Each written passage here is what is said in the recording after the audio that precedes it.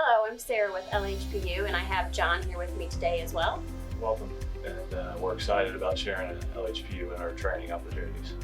Today we're going to focus on the topic of our demo day presentations. That is the culminating presentation of every boot camp training that we run. There's a lot of benefit to the students presenting and giving demonstrations during that day, but there's also a lot of benefits to customers coming in to hear our candidates speak and present and gauge the kind of talent that's available for hire. So I'm going to talk with you a little bit through what the students do. They work hard as a team. They collaborate to build a PowerPoint presentation that walks someone through their training experience while they were with us.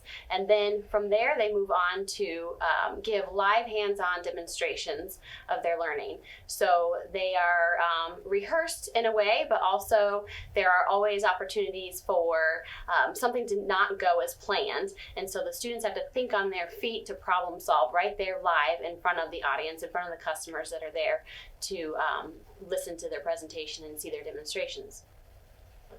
And also, as a customer, I believe it's vital to be at our demos because you get an opportunity to see our students problem solve, to see them think critically, and also see their communication skills and how they can work together as a team to come up with the end goal that we're set out to do in our training program.